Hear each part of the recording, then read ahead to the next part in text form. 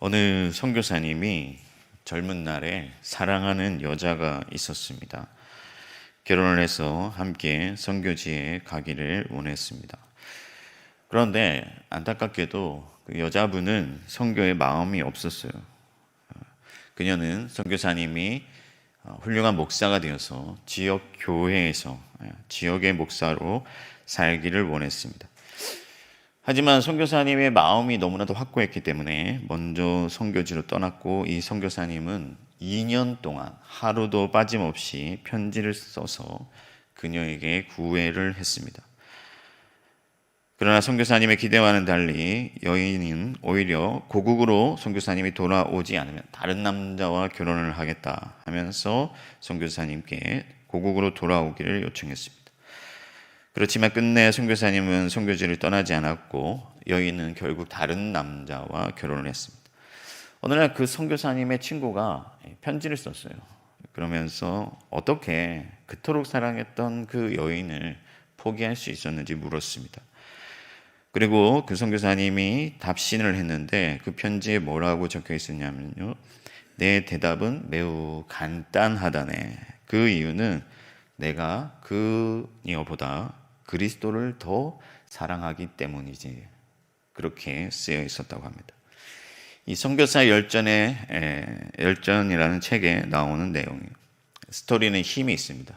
제가 이 책을 오래전에 읽었는데도 아직도 제 머릿속에 깊이 각인되어 있는 내용입니다. 어떻습니까, 여러분? 여러분은 그리스도를 더 사랑하고 계신가요? 골로새서를 보면 바울의 목표는 단 한 가지예요. 골로새 지역의 성도들이 예수 그리스도를 바라보고 그리스도를 깊이 생각하고 그리스도를 사랑하는 것입니다. 23절 말씀에 보면 바울의 의도가 분명히 등장하는데요. 믿음 위에 터를 잡고 굳건히 서서 복음의 소망에서 떠나지 말라. 무슨 말입니까? 예수를 믿는 그 믿음을 굳건히 하고 예수 그리스도의 구원과 예수 그리스도의 진리와 그리스도께서 주실 하나님 나라에 대한 소망을 잃지 말라 하는 말씀입니다. 오직 바울의 초점은 예수 그리스도께 있어요. 그리스도가 분명하게 그리고 깊게 넓게 우리의 내면에 확장되는 것, 그것이 모든 복음의 일꾼들의 동일한 목표인 줄 믿습니다. 오늘 이 새벽에도 제가 여러분들에게 바라는 것, 이 말씀을 통해서 기대하는 것은 다른 게 아니에요. 여러분들이 오래 기도하도록 한다든지 여러분들이 헌금 많이 하게 한다든지 그런 것은 저의 궁극적인 목표가 아닙니다. 저의 목표는 오로지 여러분들이 세상의 그 어떤 것보다 그리스도를 더욱 사랑하고 그리스도를 분명히 알고 그리스도를 확실히 붙잡게 되는 것입니다. 이 새벽에 이러한 은혜가 여러분들에게 임하기를 축원합니다. 그러기 위해서 우리가 바울의 요구를 좀 더 세밀히 살펴봐야 하는데, 믿음 위에 굳건히 서라 하는 말은 어떤 의미인가? 원문에는 확고하게, 이렇게 확실하게 자리를 잡으라 하는 그런 의미가 있습니다. 믿음의 뿌리를 깊이 내리라, 이런 말로 의역할 수도 있을 것 같아요. 간단하게 말하면은 확신입니다. 확실히 믿는 것이죠. 예전에 아버지가 이렇게 제가 잘못했을 때 막 야단을 치잖아요. 그럼 너 이렇게 할 거야, 안 할 거야? 이런 식으로 야단을 치면 제가 이제 겁이 나서 우물쭈물 대답을 합니다. 그러면 사투리로 그런 말씀을 하세요. 기면 기고 아니면 아니지, 이렇게 하세요. 여러분들 사투리를 아시는 분들은 아시겠지만은 이 말이 무슨 말이냐면 맞으면 맞다, 아니면 아니다, 확실히 해라, 이런 말씀이거든요. 우리 성도님들 중에는 안타깝게도 모호한 상태로 살아가는 사람들이 적지 않습니다. 믿음이 희미하여서 그가 믿는 사람인지 믿지 아니하는 사람인지 구분이 안 가는 경우가 있습니다. 그러면 이제 사역자로서 염려가 되죠. 성경은 우리가 결코 느슨해지거나 적당히 알거나 적당히 붙잡기를 요구하지 않습니다. 확실히, 확고하게, 분명히, 명확하게 진리 가운데 거하면서 자리 잡기를 원하고 있습니다. 그러면 우리가 어떻게 하는 것이 믿음 위에 확실히 서는 것인가? 여러분, 우리가 우선 믿음의 내용을 분명히 알아야 됩니다. 진리를 알아야 되는 것이죠. 우리가 무엇을 믿는 것입니까? 진리를 믿는 것이죠.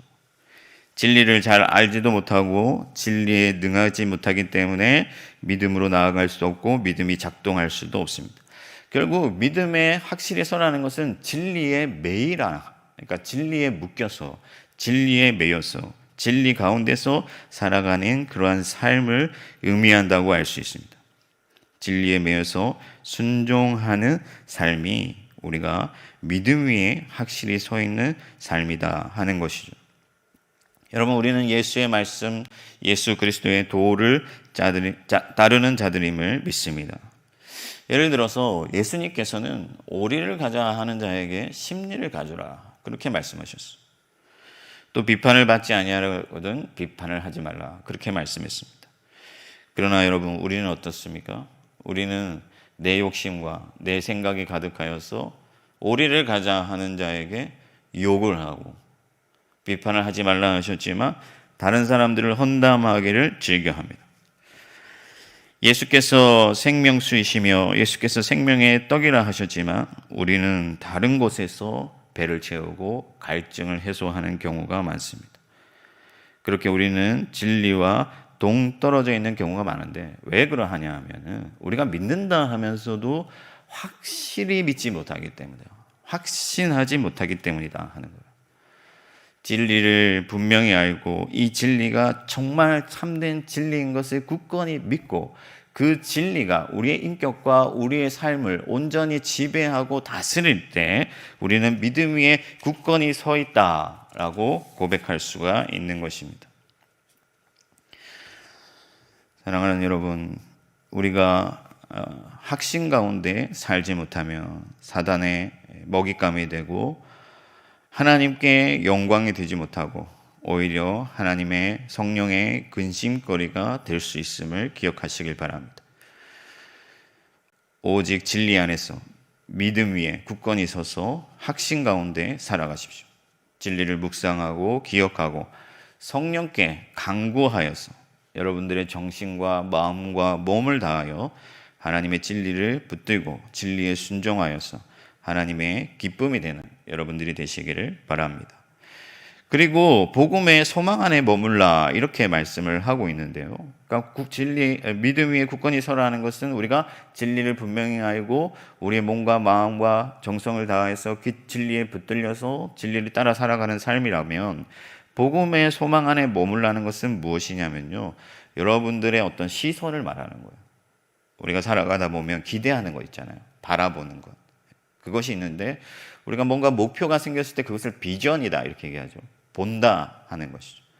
그래서 우리가 소망한다라는 것은 우리가 기대하고 바라보고 쫓는 것을 의미하는데, 복음의 소망 안에 있으라, 그렇게 말씀하고 있습니다. 무슨 말이냐면 그리스도에게 시선을 두라 하는 것이죠.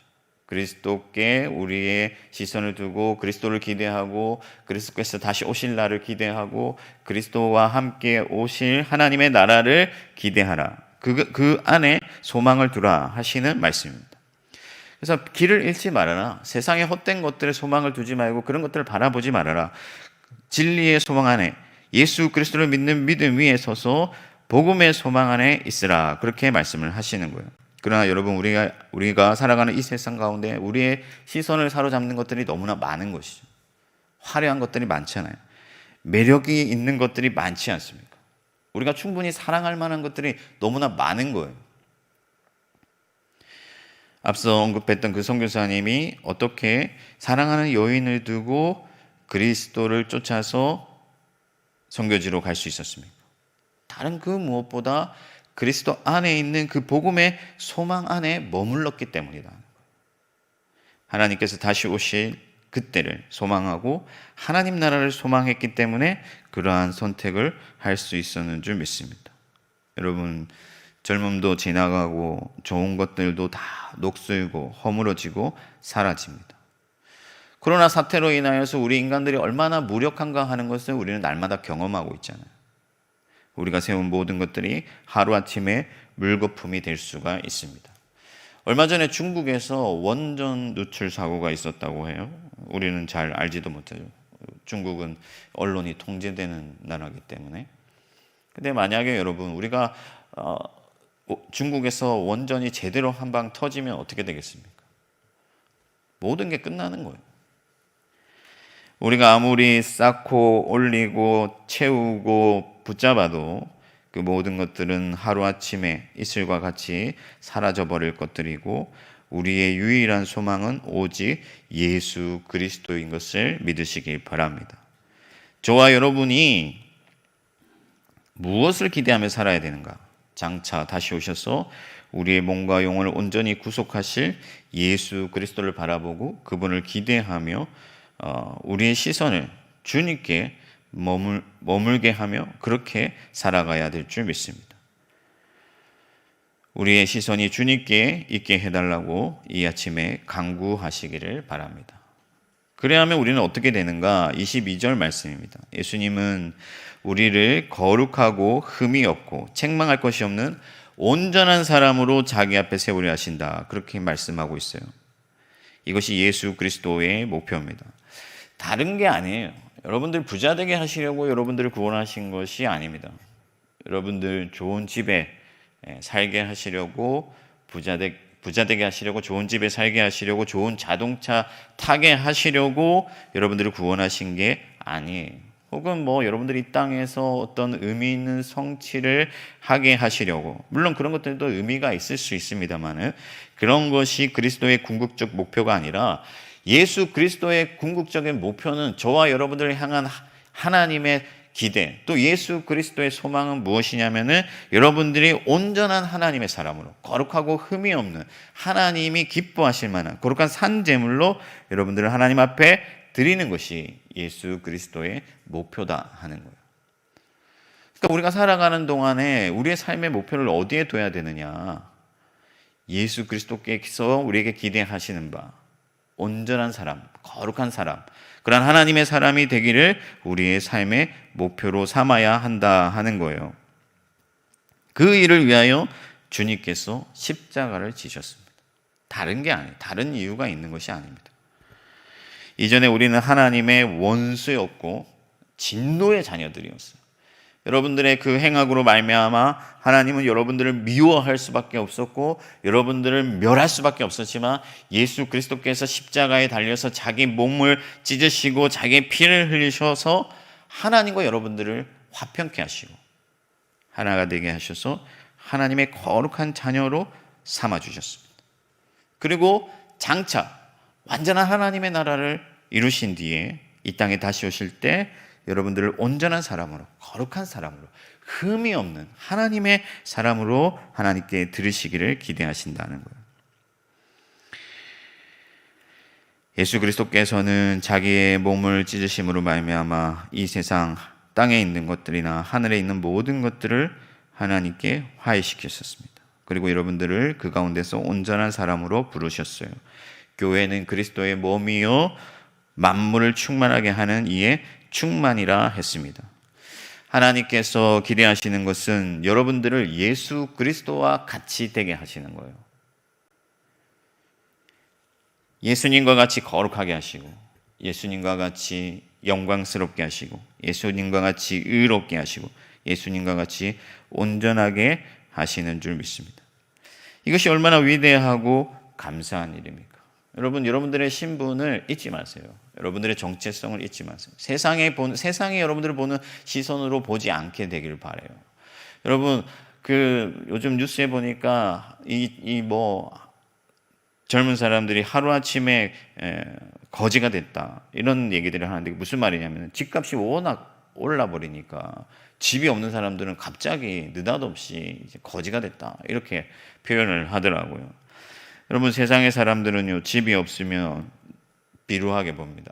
세상의 사람들은 가진 게 없으면 무시합니다. 그러나 하나님은 결코 그렇지 않습니다. 하나님의 시선은 예수 그리스도라는 그 거울을 통하여 여러분들을 보시는 거기 때문에 하나님은 우리를 거룩한 자요 하나님의 영광을 입은 자들로 보시는 것입니다. 그러므로 우리의 온전한 모습이 나타날 그 장차 예수 그리스도께서 다시 오실 날을 소망하며 우리는 오직 우리의 삶의 목표를 거룩에 둬야 하는 것입니다. 그러나 안타깝게도 어떤 사람들은 믿음을 떠나서 세상의 헛된 것들을 소망하면서 나아가요. 주일이나 기도나 예배나 이런 것들 종교적 안정장치들로 자기의 구원의 근거로 삼으려고 합니다. 그러니까 뭔가 주일에 예배하고 헌금하고 기도하고 이런 것들을 통해서 자기가 구원을 받을 줄 알지만 결코 그런 것들로 구원을 받을 수 있는 사람은 아무도 없다는 거예요. 우리를 구원하실 분은 오직 예수 그리스도 뿐이다. 그러니까 여러분, 오히려 우리가 예수 그리스도를 떠나서 하는 모든 종교 활동들은 오히려 우리의 발목을 잡을 수가 있어요. 그런 것들이 나에게 의를 가져다 준다고 믿는 순간 우리는 유대교로 돌아갈 수가 있습니다. 유대인들이 자기의 행위와 자기의 어떤 그런 제사와 자기가 하나님 앞에 드리는 어떤 헌물들을 통해서 구원을 받을 수 있을 줄 알고 의를 행하는 줄 알고 하나님 앞에 감히 자기를 자랑하며 살았지만 그들은 다 멸망의 자식들일 뿐이라는 거예요. 여러분, 그 어떤 것도 우리를 안전하게 할 수가 없습니다. 여러분, 종교적인 어떤 모습들 때문에 안심하면서 세상을 향해 달려나가고 있다면 속히 그리스도께 돌아오시길 바랍니다. 빈약하고 텅 비어있는 우리 자신의 정체성을 세상의 헛된 것들로 채우려고 돈을 쫓아서 혹은 건물을 쫓아서 혹은 세상의 명예와 권세를 쫓아서 살아가다 보면 우리는 죄와 사망의 권세의 조롱거리가 되고 부끄러운 모습만 남게 된다 하는 거예요. 그리스도를 떠나서 명품이나 좋은 자동차나 세상의 것들을 사랑하면 사랑할수록 우리는 누더기가 되는 것입니다. 그러므로 여러분, 그리스도를 더 사랑하고 그리스도만을 소망하고 예수 그리스도의 의로 옷 입기를 기뻐하십시오. 무엇보다도 여러분, 그리스도를 분명히 알아야 됩니다. 예수가 누구신가? 예수 그리스도는 만물의 근원이신 하나님이시죠. 육체로 오셨으나 보이지 아니하는 하나님의 형상이라고 말씀하고 있습니다. 예수 그리스도는 만물의 근원이시죠. 예수 그리스도와 함께 모든 것이 시작되었고 예수 그리스도로 말미암고 예수 그리스도가 이 세상 모든 것의 주인이십니다. 그리스도에게 생명이 있고 그리스도에게 기쁨이 있고 그리스도에게 평안이 있고 그리스도에게 능력이 있습니다. 하나님은 모든 충만한 것을 예수 그리스도 안에 두시기를 기뻐하셨다. 그래서 예수 그리스도로 이 세상을 통일하신다. 이 세상을 구속하신다. 이 세상을 자기의 소유로 삼으신다고 말씀하십니다. 예수 안에 있는 영광으로 이 세상을 가득하게 하시고 예수 안에 있는 거룩함으로 이 세상을 채우신다. 하나님은 그리스도와 만물을 연합시키셔서 모든 것을 새롭게 하시기를 원하세요. 이제 곧 그러한 새 세상이 올 것입니다. 고통이 없는, 슬픔이 없는, 약하다고 괴롭힘을 당하지 않는, 없다고 무시당하지 않는 그러한 새로운 세상이 올 거예요. 지금도 이 세상에는 질병과 전쟁과 기근과 권력자들의 행포와 혹은 만몬신의 그 헛된 영향력 아래서 고통받는 사람들이 너무나 많습니다. 우리도 예외는 아닙니다. 그래서 의인된 우리는 심령이 상하고 하나님의 나라를 더욱 갈구하게 되는 것입니다. 오직 예수 그리스도만이 이토록 깊은 저주 가운데 있는 우리 연약한 인생들을 구원하실 수가 있습니다. 그러므로 여러분, 오늘 하루 이 아침에 기도할 때 무엇보다도 예수 그리스도를 더욱 사모하시기를 바랍니다. 예수를 믿는 믿음 위에 굳건히 서서 진리를 따라 행하도록, 그리고 우리의 시선이 다른 것을 향하지 아니하고 온전히 거룩한 예수 그리스도와 그의 복음과 그의 나라를 향할 수 있도록, 그래서 그 소망 가운데 살도록 기도하십시오. 그리하면 저와 여러분이 주께서 다시 오실 때 다 함께 거룩한 무리로 나아가서 하나님께 찬송을 돌리게 될 줄 믿습니다. 마지막 그날에 온전한 사람으로 나타나시기를 주님의 이름으로 축원합니다. 하늘에 계신 우리 아버지, 아버지의 이름을 거룩하게 하시며 아버지의 나라가 오게 하시며 아버지의 뜻이 하늘에서와 같이 땅에서도 이루어지게 하소서. 오늘 우리에게 일용할 양식을 주시고 우리가 우리에게 잘못한 사람을 용서하여 준 것 같이 우리 죄를 용서하여 주시고 우리를 시험에 빠지지 않게 하시고 악에서 구하소서. 나라와 권능과 영광이 영원히 아버지의 것입니다. 아멘.